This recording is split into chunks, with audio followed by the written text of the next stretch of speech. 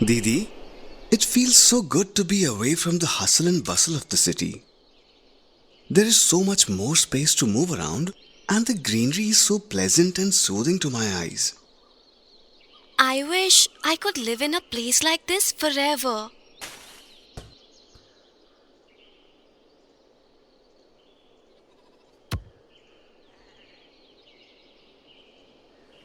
Wow, this flower is so beautiful.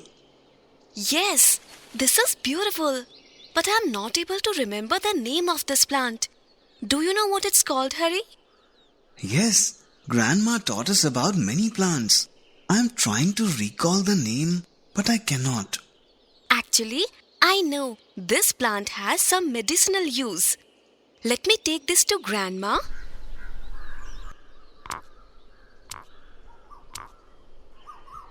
Look, Grandma, I found this flower out there. What are these called? Where did you find these flowers, Deepa? Grandma, we found these in the nearby playground. This is called flame lily or glory lily flowers. It's not just beautiful, it's actually very useful for treating arthritis, inflammation in joints, and skin diseases in our traditional medicine. Wow, Grandma, this indeed is a very useful plant. Yes, Hari. Grandma, you know so much about different plants. You should write a book about it. I don't need to do that. Our BMC already records all this information. BMC? What is that, Grandma? Those are biodiversity management committees. You see, India is a land of great biological and cultural diversity. It is home to many tribal groups, farming and fishing communities like ours, and nomadic groups. All these communities have been carrying a wealth of knowledge about plants and animals, which is passed on from one generation to the next. To conserve India's rich biological heritage and the knowledge associated with it, every panchayat sets up a Biodiversity Management Committee or BMC. This is required under our Biodiversity Act. What do they do, Grandma?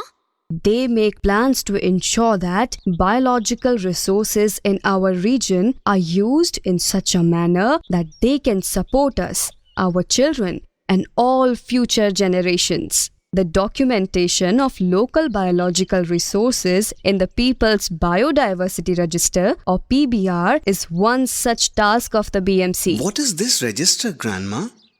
It is a document that contains detailed information on which plants and animals exist in the region and whether they can be used as medicine, food, or anything else that the local people know about. You know, plants and animals provide so many services to us. You might overlook those because you stay in a city and cannot observe them directly. But if you think about it, everything from food to medicines, cosmetics, and even perfumes have been obtained by the biological resources around us for thousands of years. That is why it is crucial for knowledge about these resources to be recorded and preserved so we don't lose our connection with our own environment.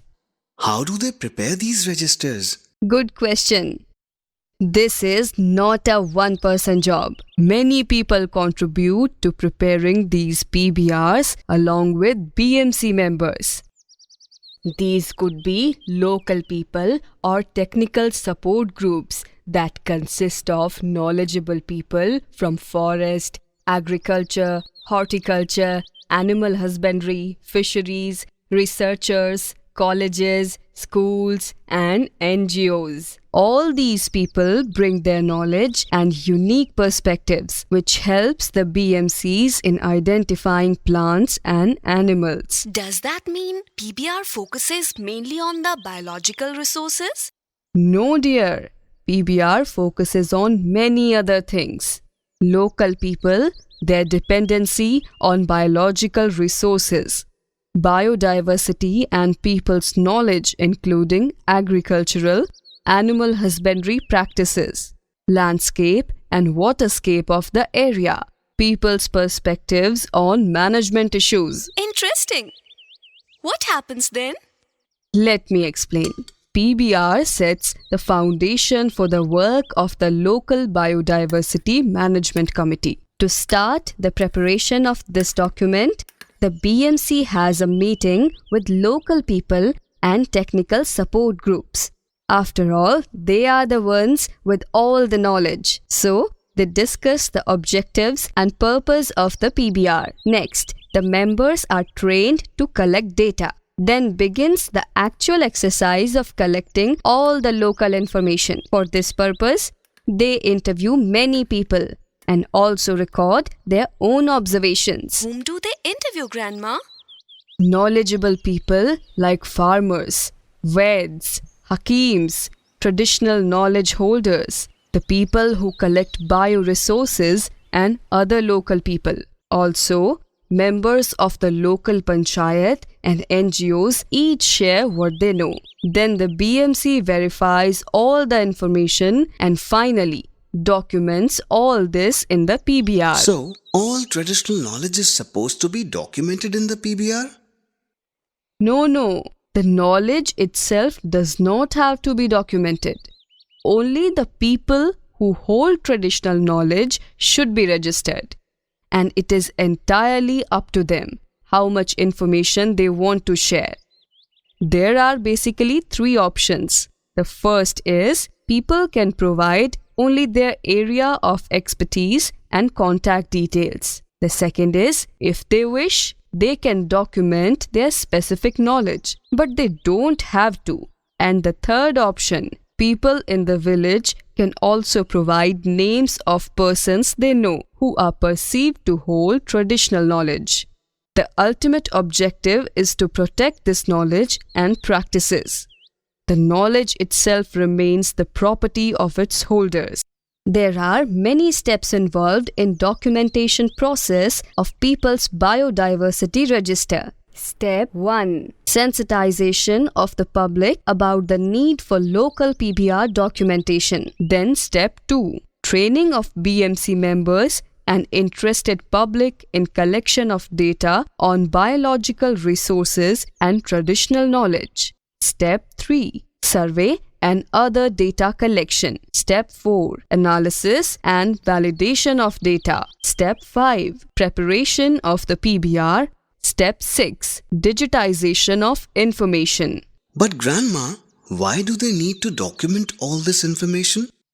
My dear, there are many benefits of documenting PBR. Benefits of documenting PBR: promoting sustainable management of agriculture, livestock, fish, forest resources to support livelihoods of local people, creating opportunities to generate local income in return for access to biological resources and providing feedback on ABS applications, collecting information for preparing the biodiversity management plan to help address concerns relating to biodiversity and the impacts of adverse activities, bringing science and local traditional practices together for the benefit and well-being of our society, today and in the future.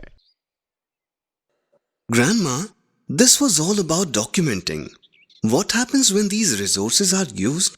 That's a very good question, Hari. Whenever some companies such as pharmaceuticals or cosmetic companies want to undertake research on any specific plant or other biological resource, or if they want to use the plants for commercial purposes, or Hakims or Veds want to use these resources or the traditional knowledge, the BMC maintains the record of their use. Details on the quantity of bioresources harvested and fees collected are recorded by the BMC. Do you mean all information relating to biodiversity is recorded in the PBR? Yes, absolutely correct. PBR will not be a one-time exercise of preparing printed books. It is maintained electronically as well as updated regularly. I told you, it's a dynamic living document, just like the constitution of our country. How do you know so much about BMC and People's Biodiversity Registers, Grandma? I have always loved plants. When I was your age, I was fascinated about nature. I used to collect different leaves and herbs and bombard my mother with questions about them. I am lucky to have married somebody who carries similar interests as mine. Your grandpa is a horticulturist and now the chairman of our BMC. So, we still talk a lot about these things. And do you know? I even gave an interview for PBR in our village. Wow! We never knew that. Grandma, I also want to learn about all these varieties of plants from you and become so knowledgeable that the BMC interviews me. I have an idea. Why don't we grow different medicinal plants in our backyard? Why not? And who knows, when you come back to live in the village, maybe you will even become a BMC member one day.